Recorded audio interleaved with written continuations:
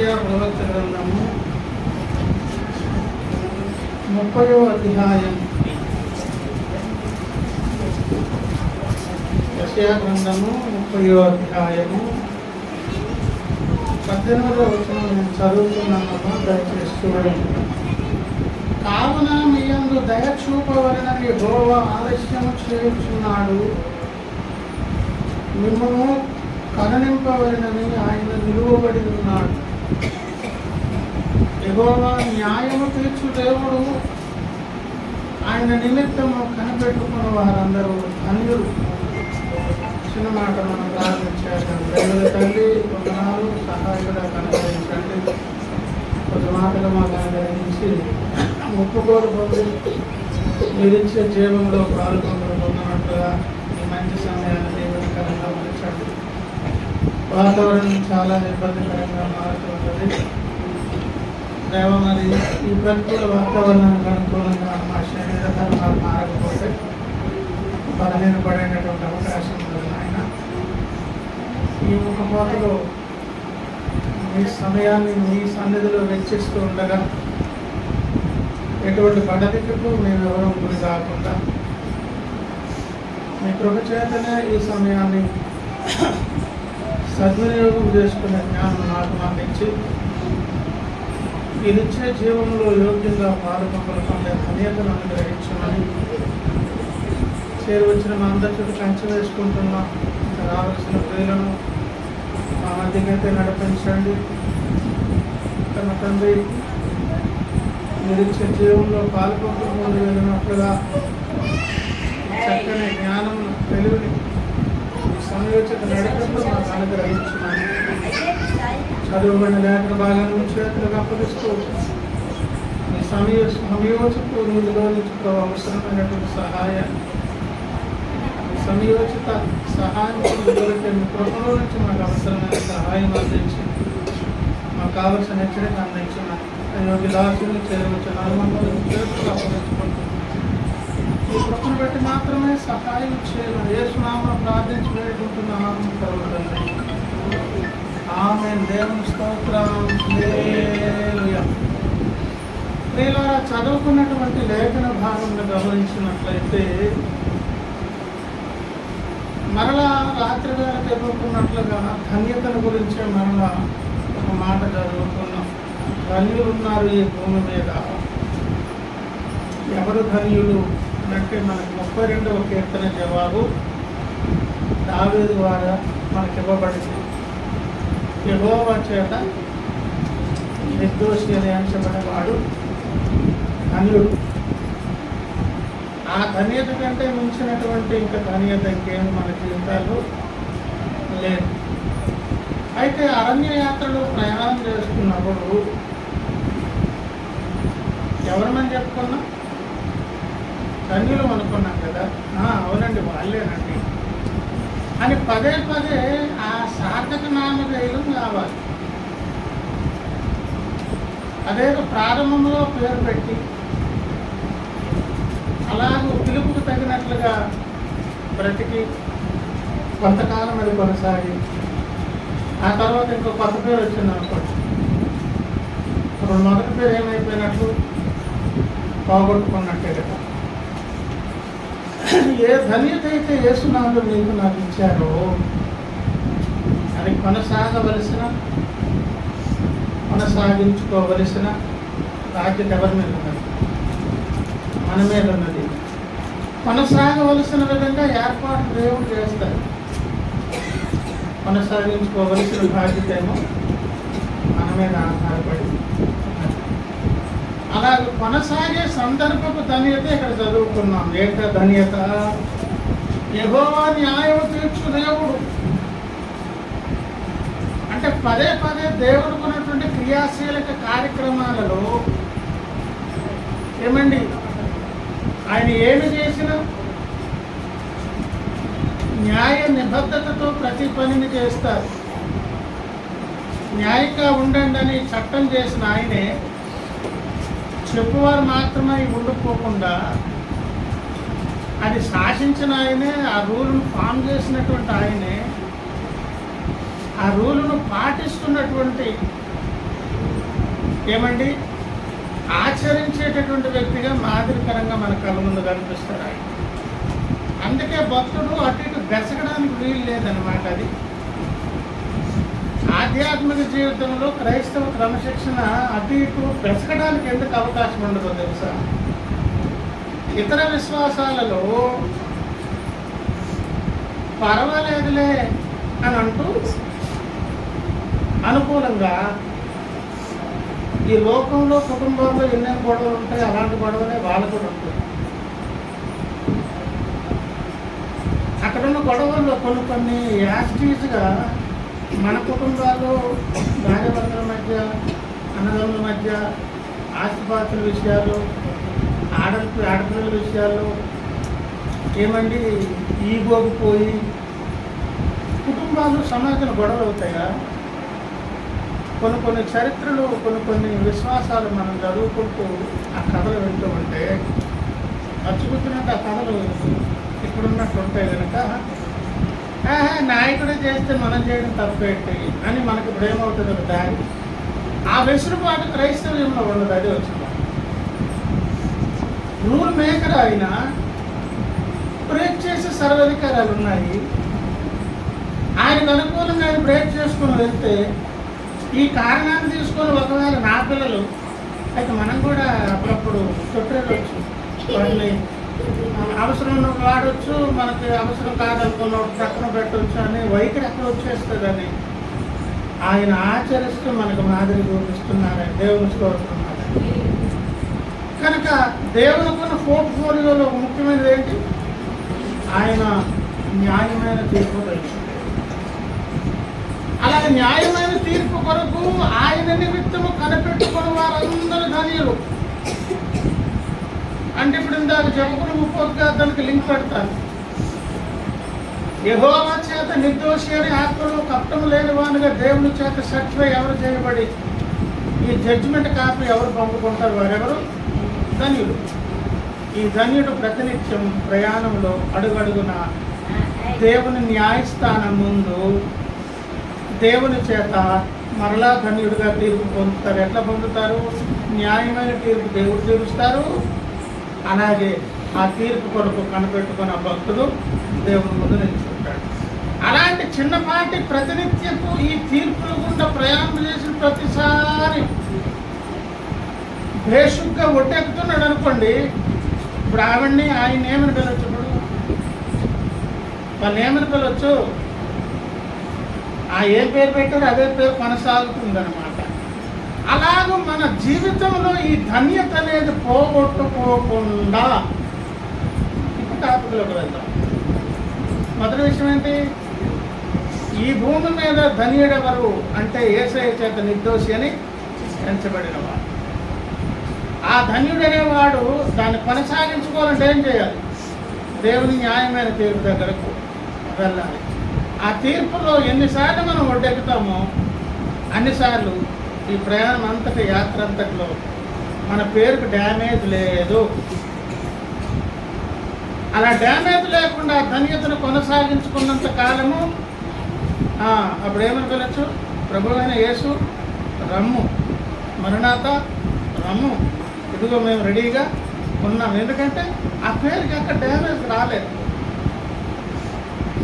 ఇది ఉపోద్ఘాతం అని చెప్పి ఇప్పుడు రెండో విషయం అన్నా, ఆ ధన్యత అనేది మనకు ఆపాదించడం కొరకే ప్రియులారా ప్రతినిత్యము దేవునికి ఒక చక్కని ఏమండి అద్భుత లక్షణం ఒకటి ఉండాలి.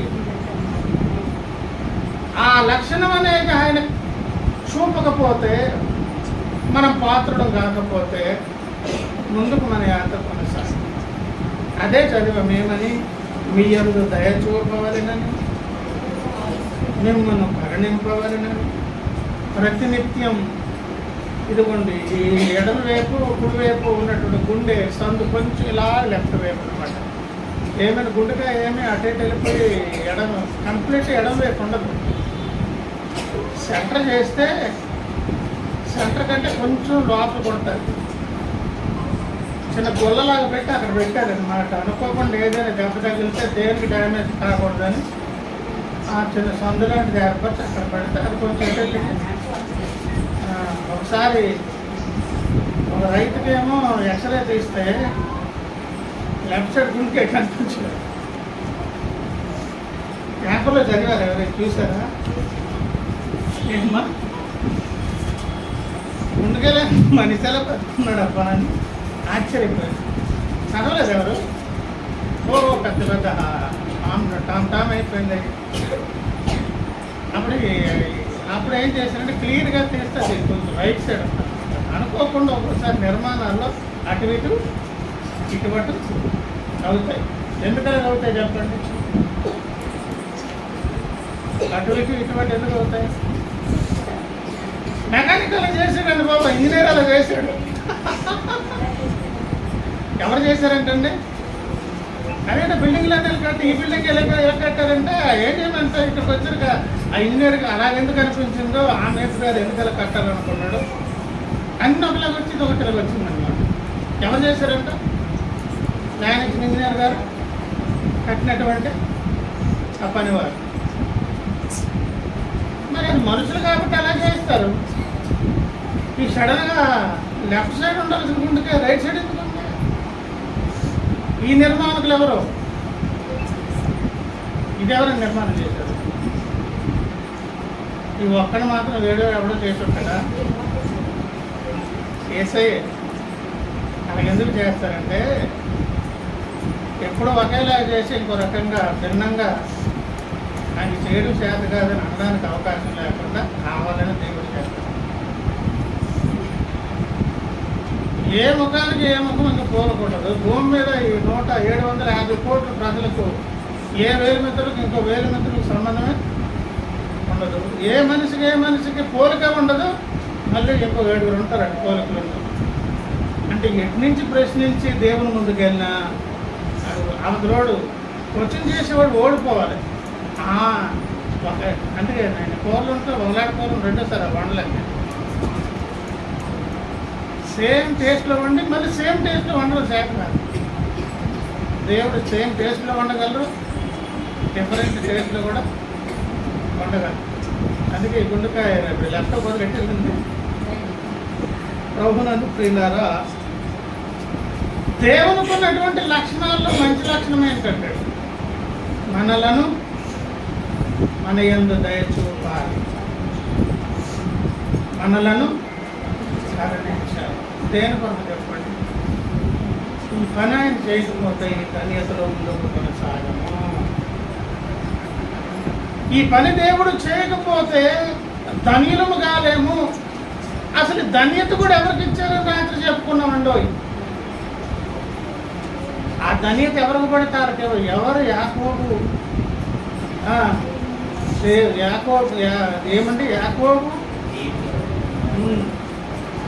ఏంటంటారు? ఏం మాట్లాడు?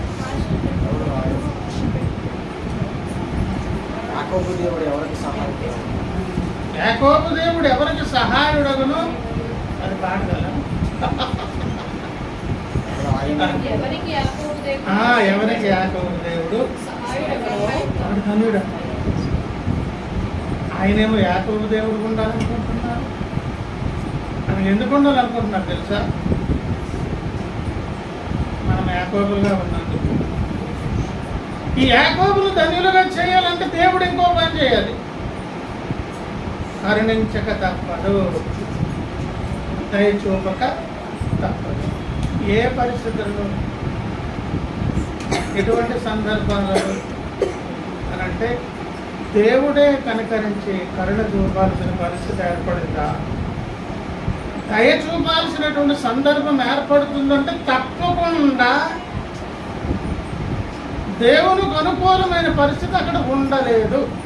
అయినప్పుడు కూడా ఆయన కనికరించాలి. అయినా ఎందుకు కనికరిస్తారంటే ఆయనకి యాకోబుకు సహాయం చేయడం అంటే ఇష్టము. ఎందుకు నాయన ఇష్టం అంటే అలా చేస్తేనే వాడు ఏమవుతాడు? ధన్యుడు అవుతాడు. ఎందుకంటే ప్రారంభంలోనే వాడికి ఆ పేరు పెట్టాను. ఆ ప్రారంభంలో పెట్టబడినటువంటి పేరు ఆ 32వ కీర్తన ప్రకారంగా ధన్యుడై ప్రతినిత్యము దేవుని యొక్క కనికరమునకు దయకు పాత్రుడై పాత్రురాలై ఆ ధన్యతలో కొనసాగుతూ ముగింపు దశకు వచ్చేటప్పటికి, ఎక్కడికి వచ్చేటప్పటికి, ముగింపు దశకు వచ్చేటప్పటికి ప్రకటన గ్రంథము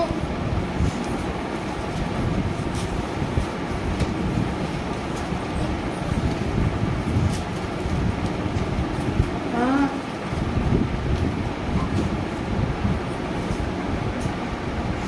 19వ అధ్యాయం 9వ వచనం. మరియు అతడు నాతో మరియు అతడు నాతో ఇలాగ చెప్పాను, గొర్రెపిల్ల పెండ్లి విందుకు పిలువబడిన వారు గొర్రెపిల్ల పెండ్లి విందుకు పిలువబడిన వారు ధన్యులని. ఎవరు ధన్యులు? గొర్రెపిల్ల పెండ్లి విందుకు. ఇక్కడితో సమాప్తం అండి. అక్కడికి వెళ్ళిపోతే యాత్ర మొత్తం కంప్లీట్ అయిపోయినట్టు. ఎక్కడ మొదలైంది? 32వ కీర్తన దగ్గర. ఈ మధ్యలో ఎన్నెన్నో అనుభవాలు. అందులో ఒక అనుభవం ఏంటి? మనం చదువుకున్న యెషయా గ్రంథం 30వ అధ్యాయం. దాన్ని కొనసాగే కార్యక్రమం ముందుకు వెళ్ళి ఇన్విటేషన్ వచ్చింది అనుకోండి. దేనికి? గొర్రె పెండ్లి ఎందుకు? పెళ్ళికూతురు ఆవిడే, ఆహ్వానితురాలు కూడా ఆవిడే పెళ్ళికూతురు, ఆవిడే శుభ్రంగా పెళ్లి భోజనాలు కూడా చేస్తుంది. అక్కడితో సుఖాంతం అయిపోతుంది. ఆ సుఖాంతం అయిపోయేటప్పుడు ఆమె పేరేంటో అక్కడే చదువుకున్నాం. ఎవరు ధన్యులు? పెండ్లి విందుకు పిలువబడిన వారు ధన్యులు. ఆ ధన్యత కొనసాగే దాని కొరకు ఈ యాకోబులకు దేవుడు ప్రతినిత్యం ఏం చేయాలి? మిమ్ములను నీ యందు మిమ్మల్ని కరుణింపబడినని ఆలస్యము చేయించున్నాడు. నిలువబడి ఉన్నాడంటే పనికి ముందుకు రావట్లేదు. ఆలస్యం చేస్తున్నారంటే అవకాశం ఇస్తున్నారు. ఆలస్యం చేస్తున్నారంటే అర్థం ఏంటి? ఇంకొక ఛాన్స్ మీద ఛాన్స్. నిలువబడి ఉన్నారంటే కొంచెం తాళి ఆగి కొంచెం సమయాన్ని మనకు కేటాయిస్తుంది. సో ప్రియులారా, అది ఏ సందర్భము అని ఒకవేళ ఆలోచన చేస్తే ఈ 30వ అధ్యాయం ప్రియులారా క్లియర్గా ఇది హిజ్కియా రాజు తన మీదకు సన్హెరీబు యుద్ధం చేయడం కొరకు సర్వ సైన్యంతో వస్తున్నారనే సంగతి వచ్చి కొంత యెరూషలేము దేవాలయం తప్ప కొంత భాగాన్ని నాశనం చేసేటువంటి సందర్భంలో రాయబడిన సంగతి.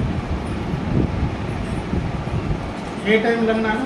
క్రీస్తు పూర్వము 701వ సంవత్సరంలో చరిత్ర అన్నమాట. ఇప్పుడు బైబిల్ కాకుండా కొన్ని చరిత్ర గ్రంథాలు మీరు తిరిగేస్తే అక్కడ దొరుకుతుంది. ఇది కొంతమంది క్లియర్గా డేట్లతో పాటు చెప్తుంటారు కదా. ఒకవేళ అలా చెప్పుకుంటే ఇది క్రీస్తు పూర్వము 701. ఆ కాలంలో హిజ్కియా రాజు గారి పరిపాలన. దావీదు తర్వాత అంత మంచి భక్తుడు ఎవరు చెప్పండి? హిజ్కియా ప్రవక్త అండి, రాజుగారండి. చాలా మంచి రాజు అండి. కానీ ఒక ప్రతికూలమైనటువంటి సందర్భం సమయం వచ్చేటప్పుడు ఎట్లా మారిపోయారో తెలుసా? ఆ 30వ అధ్యాయం మనం గమనిస్తే మనకు కనిపిస్తుంది. చూడండి, 31 నుంచి లోబడిన యెహోవా వాక్కు ఇదే, లోబడిన పిల్లలకు శ్రమ, పాపమునకు పాపము పూడ్చుకున్నట్లుగా వారు నన్ను అడగక ఆలోచన చేయడు.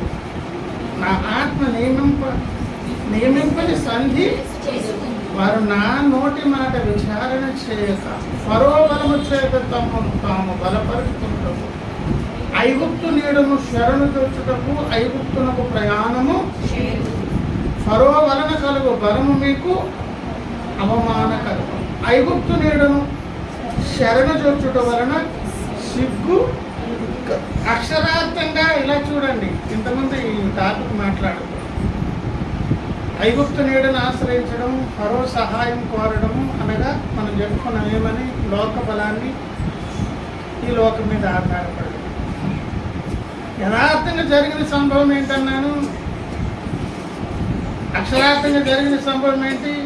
సన్హెరీబు యుద్ధమునకు వస్తూ ఉండగా హిజ్కియా రాజు చేసిన పని అదే. ఆ కంగారులో భయపడిపోయి ఎక్కడో పరిగెత్తాల్సి వచ్చింది. ఏమండి? ఐగుప్తు సహాయమే. ఆ దినాలలో ఉన్నటువంటి సందర్భం ఏంటంటే ఉన్న ప్రస్తుత సమస్య, మన కష్టం రాగానే మనం మోకాలు వేస్తామా, జోబు చూసుకుంటామా, కష్టం రాగానే ఎవరికో ఫోన్ చేస్తాం, ఇంకేదో ప్రయత్నిస్తామా. మనం ఎన్ని కథలు చెప్పుకునే సరే కష్టం రాగానే వేరే ప్రయత్నం చేసాక దేవుడు గుర్తొస్తాడు. సెకండ్ ముందు కంగారు పడేది అదే. ఆ సడన్గా కంగారులోనూ అటు ఇటు చూసి ఆ దినాలలో ఏం చేసేవారంటే ఒక సమస్య ఏర్పడితే వెంటనే వాడిని వదిలించుకోవడం కొరకు ఇంకెవరికో సాయం కోరి వానికేదో బహుమానాలు పంపించి వీళ్ళిద్దరు కలిసి వాడిని ఎదిరించడం, ఇలా ప్రక్రియ ఉండేది. ఇదే సందర్భం అది.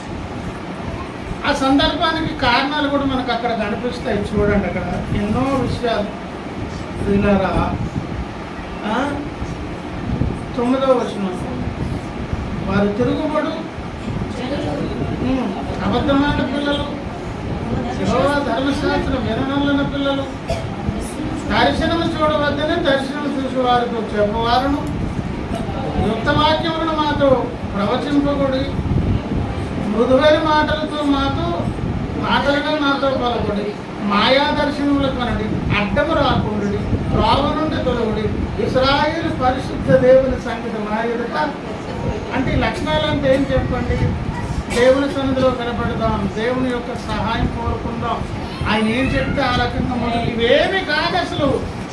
అలా దేవుడు పంపిద్దామంటే దాని కొరకు ఆశ వారికి కనిపించట్లేదు. ఇంకా కిందకి వచ్చే అంటారు చూడండి, అడ్డం రాకుండా త్రోవ నుండి తొలగుడి, ఇశ్రాయేలు పరిశుద్ధ దేవుని సంగతి ఆయన ఎత్తగడని అని భవిష్యత్ జ్ఞానులతో పలుకువారినై ఉన్నారు. అది గతంలో ఉన్నది, ప్రస్తుతం ఉన్నది, ఎప్పుడూ ఉన్నది.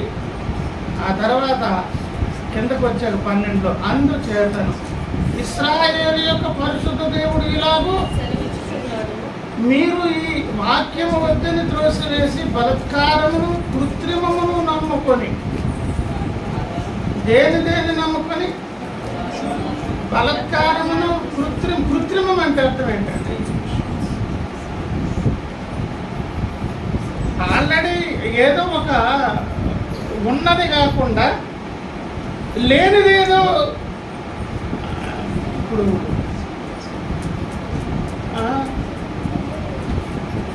ఒరిజినల్ కాకుండా ఉంటుంది కదండి. బలత్కారం అంటే అర్థమైంది ఉన్నటువంటి సిస్టములకు వ్యతిరేకంగా అడ్డుదారిలో ఏదో చేద్దామనే ప్రయత్నాలండి.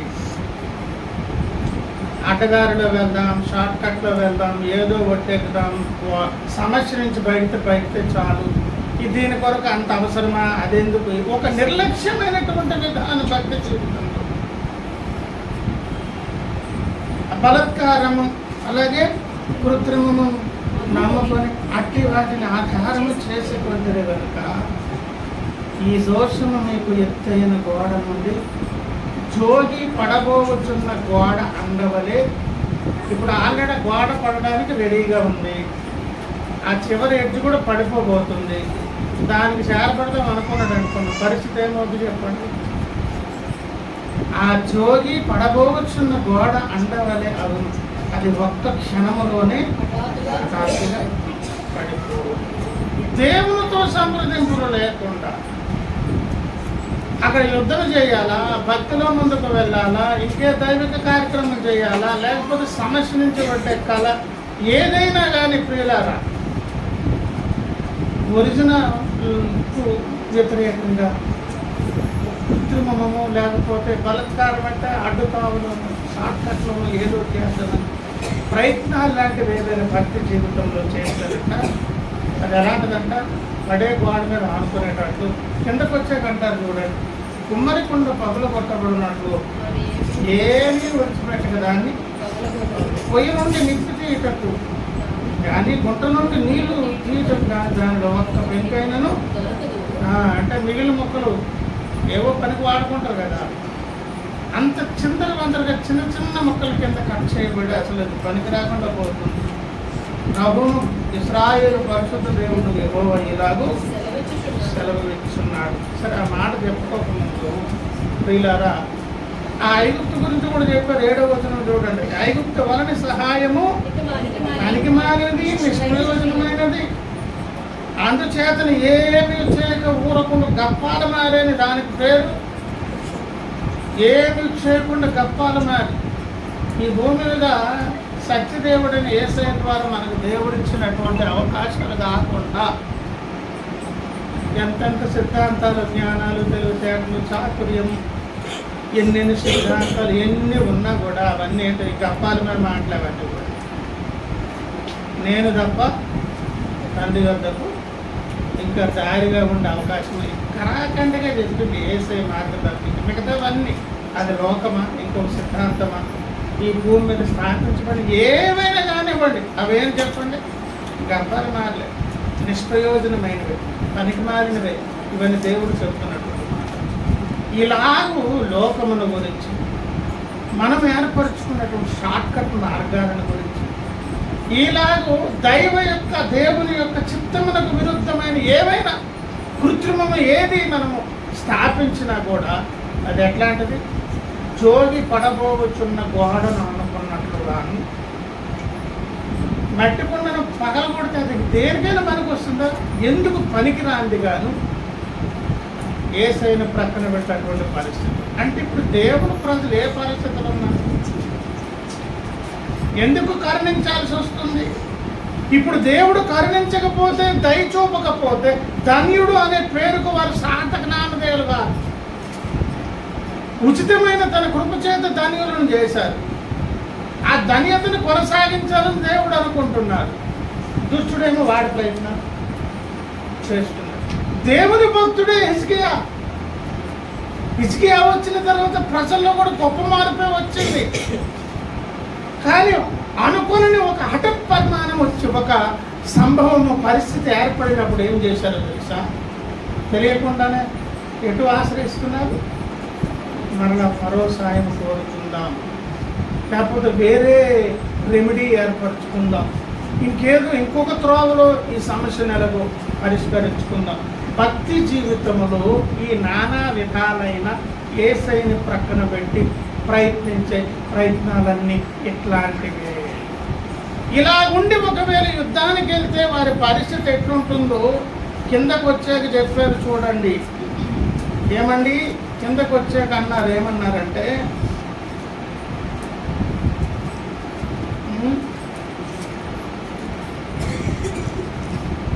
17 చూడండి, మీరు పర్వతముల మీద నుండి కొయ్యవలెను,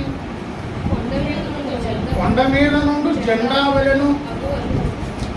అంటే ఎక్కడో కొండ మీద ఒక్కోసారి చూడండి అక్కడ తాటి చెట్టు ఉంది, ఆ చెట్టు చిన్నప్పటి నుంచి చూస్తున్నాను చెప్పుకుంటుంటారు కదా, అన్ని అది ఒక్కటే కనిపిస్తుంటుంది. ఒక జెండా పెట్టారనుకోండి అది ఒక్కటే కనిపిస్తుంది కదా. దేవుని సైన్యం అనబడినటువంటి ప్రజలు చెల్లా చెదరైపోయి కనుచూపు మేర గమనించి చూస్తే ఎవరు కనిపిస్తారంట? అల్లా కొండ మీద ఒకడు, ఇల్లు చివరిని ఎక్కడో ఒకడు అన్నట్టు చెల్లా చెదరై కిందకు వచ్చాక చూడండి, ఒకరి గద్దెంపునకు మీరు 1000 మంది, 5గురి గద్దెంపునకు మీరు ఆరిపోయారంటే ఇటువంటి పరిస్థితుల్లో దేవుని ప్రజలు యుద్ధానికి వెళ్తే వాటేమా జయమా? వాటమే పాలలోకి వెళ్ళిపోవడానికి కారణం ఏంటి? దేవుడు పంపించమని సమాచారం కొరకు, ఆయన ఇచ్చే ప్రత్యక్షత కొరకు ఎదురు చూసే ఓపిక లేదు. రెమెడీ మార్గాలు ఎదురు చూసుకుంటున్నారు. దేవుని సాయం కంటే కూడా కళ్ళ ముందు ఏదో ఒకటి పర్వాలేదండి, బేసిక్గా ఉంది అనుకునే సహాయాలు కోరే పరిస్థితి అక్షరార్థంగా హిజ్కియా జీవితపు ఆ యొక్క చరిత్ర కాలం నాడు జరిగింది. భక్తులమైన మన జీవితాల్లో కూడా పదే పదే ఇటువంటి పరిస్థితులు ఏర్పడేటప్పుడు దేవుడు పాపం రావాలా? దేవుడు మనల్ని విడిచిపెట్టారు కదా. కానీ ఆ సందర్భంలో దేవుడు అంటున్నారు, ఇలాంటప్పుడు కూడా నేనేం చేయాలి? అందుకే రాత్రి చెప్పుకున్న సందేశంలో ఆయన యాకోబు దేవుడుగా ఉండాలని ఆశపడుతున్నారు. అంతేకాదు ఆ యాకోబుకి ఏం చేద్దాం అనుకుంటున్నారు? సహాయం చేయాలని ఆశపడుతున్నారు. ఎందుకు సహాయం చేయాలని ఆశపడుతున్నారంటే మనము తీసుకున్న నిర్ణయాల్లో అనేక మార్లు అడ్డంగా దుష్టులకు దొరికిపోయి దేవుని సహాయమే చేయకపోతే మనకున్నటువంటి ఆధిక్యతలంతా కోల్పోయి నష్టపోయే ప్రమాదంలో. అయితే మనం ఏం చేయాలి? చేయడం కొరకు ఒక మార్గం చెప్పారు. ఏం చేయాలంటే, ప్రభువు ఇశ్రాయేలు ఒక పరిశుద్ధ దేవుడును యెహోవా ఇలాగూ 15వ వచనం సెలవు ఇచ్చినాడు, మీరు మరలి వచ్చి ఊరకుండటం వలన రక్షింపబడిన దేవుని స్తోత్రం. స్వంత ప్రయత్నాలు మానుకొనడం. రెండవ విషయం ఏమండి, మీరు ఊరకుండి నమ్ముకొనటం వలన మీరు ఊరకుండి నమ్ముకొనటం వలన బలము కలుగును. యెషయా గ్రంథము 36వ అధ్యాయం ఈ సందర్భాలన్నీ మనకు కనిపిస్తాయి. యెషయా ప్రవక్త గ్రంథము 36వ అధ్యాయము ఏమన్నా 4 చూడండి. అప్పుడు రబ్బాకే వారితో ఇట్లనే మాట హిజ్కియాతో తెలియజెప్పుడు, మహారాజైన అష్షూరులో సెలవిచ్చిందేమనగా నీవు ఇలా చెప్పవలెను, నీవు నమ్ముకును ఈ ఆశ్రయాస్పదుడు ఏపాటి ప్రయోజనకారి. యుద్ధ విషయంలో నీ యోచనలు నీ బలమును ఒట్టి మాటలే. ఎవరిని నమ్ముకుని నా మీద తిరుగుబాటు చేయుచున్నావు? నలిగిన రెల్లు వంటి ఈ ఐగుప్తును నీవు నమ్ముకొనుచున్నావు కదా. ఒకడు దాని మీద ఆనుకున్న ఎడల అది వాని చేతికి గుచ్చుకొని దూసి పోవును. ఐగుప్తు రాజైన ఫరో అతని నమ్ముకున్న వారందరికీ అట్టివాడే. సాయం చేసింది ఏమి లేదు హిజ్కియాకి. ఫరో సాయం చేయలేదు, కానీ ఇంకొంత లాస్ చేశాడు. ఇలా చెప్పి ముందుకు వెళ్ళిన తర్వాత దేవుని సమాచారం 37వ అధ్యాయము 33 చూడండి. కాబట్టి అష్షూరు రాజును గురించి యెహోవా సెలవిచ్చినదేమనగా, ఏమండి, అతడు ఈ పట్టణంలోనికి రాడు, దాని మీద ఒక బాణమైనా ప్రయోగింపడు, ఒక కేడెమనైనా దానికి కనపరచడు, దాని ఎదుట ముట్టడి దిబ్బ కట్టడు. ఈ పట్టణము జోలికి లోపలికి రాక తాను వచ్చిన మార్గంలోనే అతడు తిరిగిపోవును. ఇదే యెహోవా వాక్కు. నా నిమిత్తము నా సేవకుడైన దావీదు నిమిత్తమును నేను ఈ పట్టణంలో కాపాడి రక్షించును. అతడు అంతటి యెహోవా దూత బయలుదేరి అష్షూరు వారి దండుపేటలో 185,000 మందిని మొత్తం. ఉదయమున జనులు లేవగా వారందరూ మృత కలేబరములుగా ఉండే. అష్షూరు రాజైన సన్హెరీబు తిరిగిపోయి నినివే పట్టణంలోకి వచ్చి నివసించిన తర్వాత అతడు నిస్రోకను తన దేవత మందిరం ఒక్కటుండగా కొడుకునే చంపేస్తారు. ప్రభునందు ప్రియులారా, ఇదంతా ఎప్పుడు జరిగింది చెప్పండి.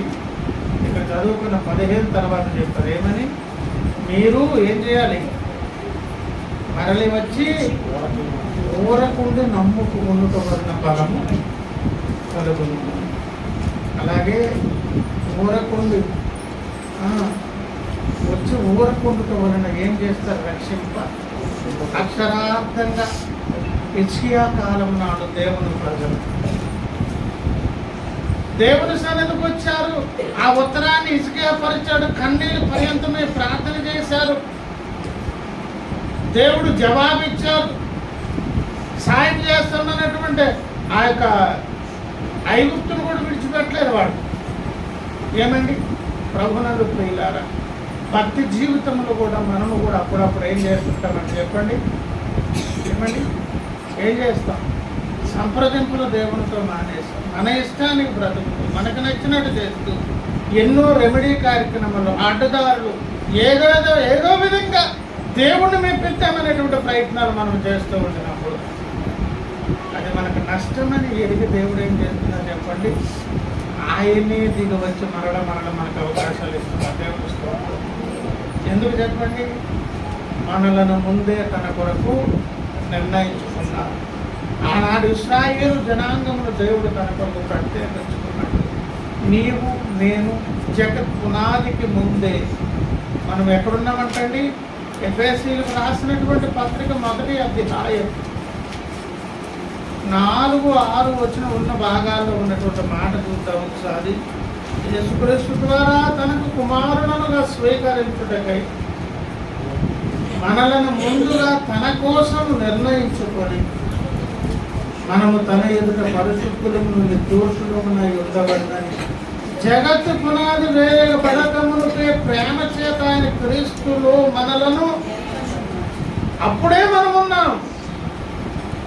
ఏదో రకంగా నన్ను ఒడ్డెక్కించాలి. అలా ఒడ్డెక్కించే ప్రయత్నంలోనే యాకోబులమైన మన మీద దయ చూపించి ఏం చేస్తున్నారు? మన ఎడల దయ చూపాలని, కరుణించాలని ఆలస్యం చేస్తున్నారు, నిలువబడి ఉన్నారు. ఆయన నిలువబడ్డ మానేసి ఒక అడుగేశారు అనుకోండి, లవోదికే సంఘం దగ్గరకు వచ్చి ఏం చేస్తున్న పని ఏంటి? ఇదిగో తలుపునందుకు వచ్చి తాకుతున్నాడు. ఎవరైనా నా స్వరము విని తీస్తే నేను లోపలికి వస్తాను, మనం కలిసి ఏమండి నేను వాణి ఇంట వచ్చిన తర్వాత భోజనం చేస్తాం. ఒక సహవాసం గురించి మనకు అక్కడ ప్రకటన గ్రంథంలో చెప్పబడింది. అంటే అంత దూరం వచ్చి తలుపు దగ్గర ఎందుకు ఆగిపోయారు? అంత దూరం వచ్చి అక్కడ ఆగి నిలుచున్నది ఎందుకు? ఆలస్యం చేసేది ఎందుకు?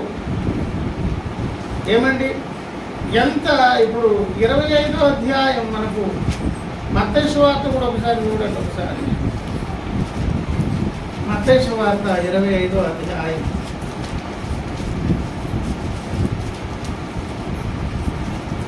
అది మనకు తెలిసిన సంగతే కదా. 5గురు బుద్ధి కలిగిన 5గురు బుద్ధి లేని కన్యకల గురించినటువంటి ఉపమానము అని చెబుతూ 5వ వచనంకి వచ్చేటప్పటికి వెండు కుమారుడు ఆలస్యం చేయగా వారందరూ కొనికి అర్ధరాత్రి వేళ ఇదిగో పెండ్లి కుమారుడు అతన్ని ఎదుర్కొని రండి అని కేక ఎప్పుడు వినిపించింది? ఈ జీవిత ఈత లేకున్నానని పాట తెలుసు కదా. ఆ పాటలో అద్భుతమైన సమాచారం ఉంది. ఏమన్నా అందులో మనం ఒకసారి అంటే స్వార్థలో కూడా సంగుతున్నది. ఎన్నో పాట అది.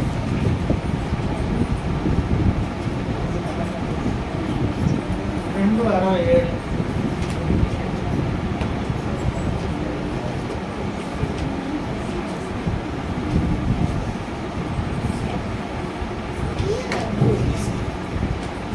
చరణంలో కదా, ఈ జీవిత ఈదాలేకున్నాను నా చేయి పట్టుకున్నాయేసునాదా.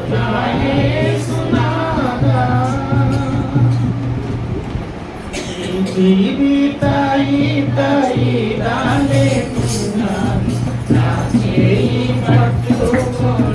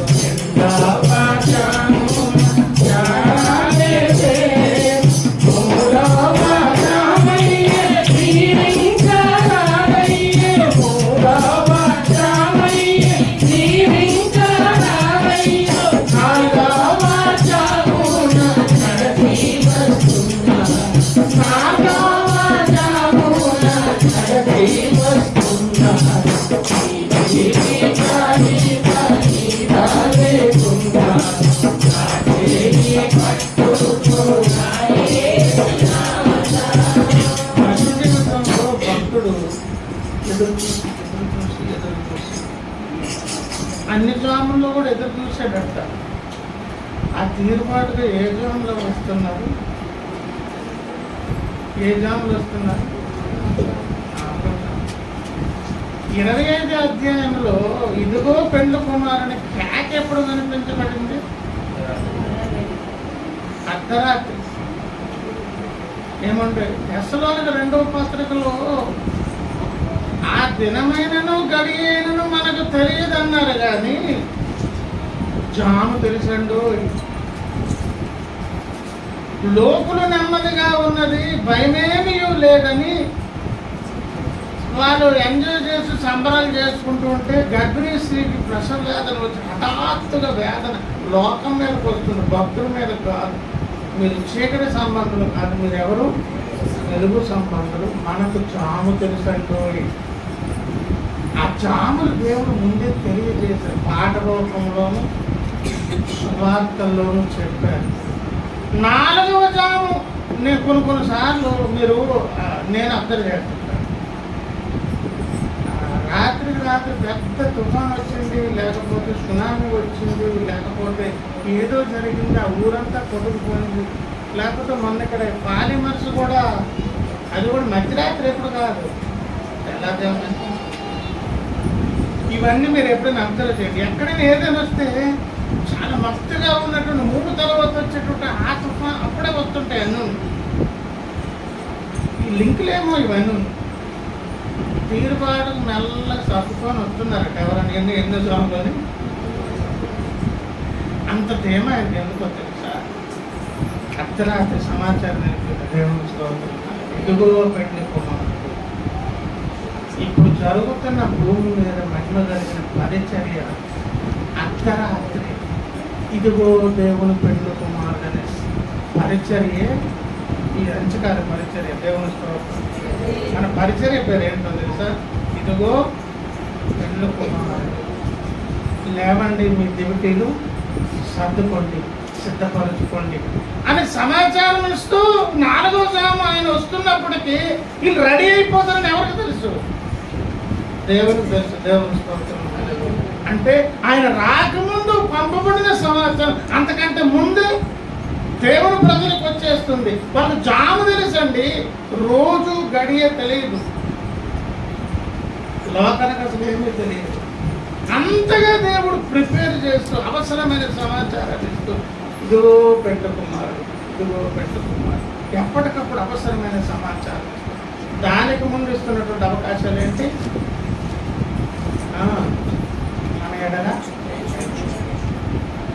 మనలను అని ఏం చేశారు? ఆలస్యం. ఒక అడుగు వేయకుండా ఆగి ఆలస్యం చేసిన సమయంలోనే ఇదిగో పెండ్లి కుమారుడు అనే సమాచారం దేవుడు. ఆ సమాచారం పొందుకున్నటువంటి సందర్భమే ఒప్పుకోలు సమయం. మహాప్రమాదం అనే తీర్పును ఎదుర్కోకుండా భూమి మీద ఉండగా ఇలాంటి చిన్నపాటి తీర్పులన్నీ ఇచ్చి దేవుడు అంటున్నాడు, ధన్యురాలా ధన్యుడా, నీ ధన్యతను కొనసాగించాలి. ఆ ధన్యతతోనే నీవు నీ భక్తి యాత్రను పరిసమాప్తి నా సహాయం చేత నీ ఇష్టమును బట్టి చేసుకోవాలి. అలా చేసుకోవాలంటే నాకు అప్పుడు మరి మిమ్మల్ని నేనేం చేయాలి? మీ ఎడల దయ చూపించాలి, మిమ్మల్ని కరుణించాలి. నాకు తప్పదు. అయితే కరుణించాలి, దయ చూపించాలంటే మాత్రం అడ్డదిడ్డంగా చేయను. ఎట్లా చేస్తాను? అదే రెండో విషయం. న్యాయము, యెహోవా న్యాయము తీర్చు దేవుడు. ఆ న్యాయము తీర్చు దేవుని ముందుకెళ్ళి కనిపెట్టాలి. ఎలా కనిపెట్టాలి? ఆయన కడిగి పవిత్రపరిచి, అవును దేవుడు నా ఒప్పుకొని స్వీకరించారు అన్నంతగా ఎవరి సంగతి వాళ్ళు చెప్పుకోవాలి, ఎవరి భాగాలు దేవుడికి చెప్పుకోవాలి. అలాగే దేవునికి మన సంగతి మనం యథార్థంగా చెప్పుకొని ఒప్పుకొని పొందితే ఆ న్యాయవంతుడైన దేవుడు ఈయనలో ఏ లోపము దోషము లేని అగ్నిలో నుంచి తీసిన కొరవి వలె ఉన్నాడని మరలా సాక్ష్యం ఇచ్చి గత వారపు చరిత్ర మొత్తం తెల్ల పేపర్లా చేసేసి మన బుక్ చెట్ట తీసిరండి. పాతకాలంలో కోపడ దగ్గర ఎవరి చెట్టలు లేకుండా కదా, నాది నా బుక్ నాకు చూడు, నీ బుక్ నా బుక్ చూడు ట్యాచ్. మన బుక్ తిరిగేది ఏముంటాయి తెలుసా?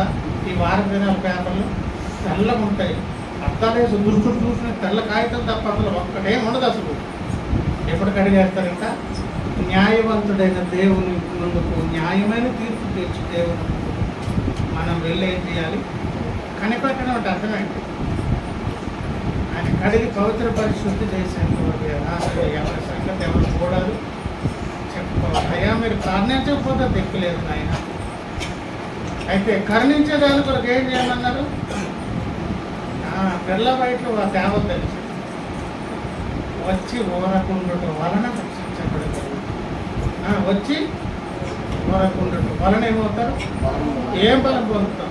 ఆ ఓడిపోయే స్థలాల్లో మళ్ళీ దేవుడు బలం ఇచ్చి నడిపిస్తారు. దేవుడు ఊరకుండి దేవునికి మన సంగతి చెప్పుకుని యథార్థంగా ఏదో చేసుకుంటూ ప్రభువా, దుష్టుని ఏమన్నారు? నా కొడుకు, నేను ఆయన తండ్రిని, నాకు నచ్చినట్టు చేసుకుంటాను, నీకేం పెట్టిందిరా అంటే ఆయన లేదండి అనుకుని వెళ్ళిపోతాను. అలాగే అంత స్వాతంత్రంతో నీకు నాకు దేవుడు అవకాశం ఇచ్చిన రెండో పని కూడా చేస్తాడు. మళ్ళా కుమారుడా ఆ ప్రదేశాలు ఓడుకోకుండా జాగ్రత్తగా ఉండాలి. వెళ్తున్నప్పుడు కూడా ఏం చేస్తారు? అభిషేకించి బలాంచి శక్తినిచ్చిన. అందుకే మనం అంత అయిన తర్వాత ఏం చేస్తాం? శుద్ధ ఆరాధన చేసి పరిశుద్ధాత్ముడా దిగిరావయ్యా నాయన మమ్మల్ని బలవంతం చేయాలి. ఈ ప్రాసెస్ అంతా జరిగించే కార్యక్రమం మీద ఉండగా సజీవులుగా ఉండినప్పుడు ఇలాంటి సహవాస కొడుకులు చేస్తున్నారు.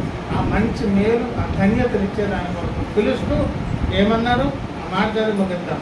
కావున కావున మీరు తిరగాల్సిన కనుక, అడ్డుదారులు ఎదుగుతారు కనుక, రమ్మన్న విధంగా రారు కనుక, సంప్రదింపులు నాతో చేయరు కనుక, మీకు అన్ని షార్ట్ కట్ మార్గాలు కావాలి కనుక, ఎంత చెప్పినా మీకు ఇంతే కనుక మరి నాకు తప్పదు కదా. కావున మీ అంత దయ చూపాలని యెహోవా కరుణించవలసిన ఆయన నిలువబడి, ఆ నిలువబడినటువంటి దేవుని ముందు మనం ఏం చేద్దాం? ఎంతసేపు నిలువబెట్టి ఏ పింతురతని ఆయన నిలబట్టుకుంటున్నారు, చాటుకు వెళ్ళి ఏడుస్తున్నారని యెషయా గ్రంథంలో చెప్పుకున్నాం. హృదయం అనేది తలుపునొద్దనే పాటలో అక్కడున్న చరణం ఏంటో తెలుసా? ఎంతసేపు నిలువబెట్టి ఏ పింతురతని అతడు పరుడు కాదు రక్షకుండు ప్రాణ స్నేహితుడు హృదయమనడి తలుపునోత యేసునాదుండు నిలచి దయోడగుతు కాటుతుండు సకల మితములను హృదయమనడు తలుపునోత యేసునాదుండు నిలచి దయోడగుతు కాటుతుండు సకల మితములను పరుపోయి నిలుచున్నాడు పరిచించి కూడా.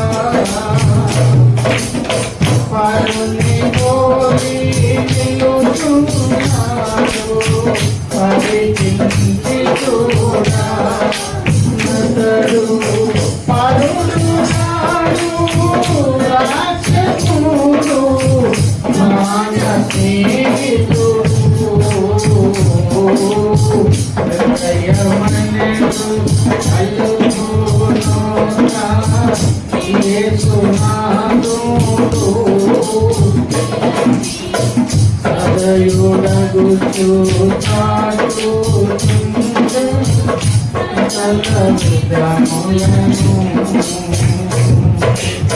అక్కడ ఉన్నది కదా ఏంటంట? ఎంతసేపు నిలువబెట్టి ఏ పింతురతని మూడవ చరణం. ఆయన దుఃఖపడుతూ ఏడుస్తూ దేని కొరకు చెప్పండి? ఏమైనా లాభం రూపాయి కలిసి వస్తుంది మన ద్వారా. ఆ లాభాలన్నీ మనమే దేవుని స్తోత్రం. ఆగి ఆలస్యం చేసి నిలిచి ఇచ్చిన అవకాశం పెరిగేట్టు చెప్పండి. ఇదిగో పెట్టుకోమన్నాడు, తీర్పు తెచ్చే న్యాయ నిర్ణయాలు వచ్చే, పక్షపాతం లేదు తీర్పు తీర్చి ఆయన వచ్చేసాడు. రేపటి ఆ ప్రమాద పరిస్థితి ఎదుర్కోకుండా భూమి మీద ఉండగానే ఏం చేద్దాం? ఎవరికి వారు మన సంగతి చెప్పుకొని కరుణించబడదాం, ఆయన దైవ పాత్రం అవుదాం. ఆయన ఇచ్చే జీవనం పాలకుంపలు పొంది బలవంతులమై వెళ్ళి రక్షించబడమే కాదు, బలవంతులమై జయాన్ని చూద్దాం. దేవుడి మాట దేవుడికి ప్రార్థన చేసి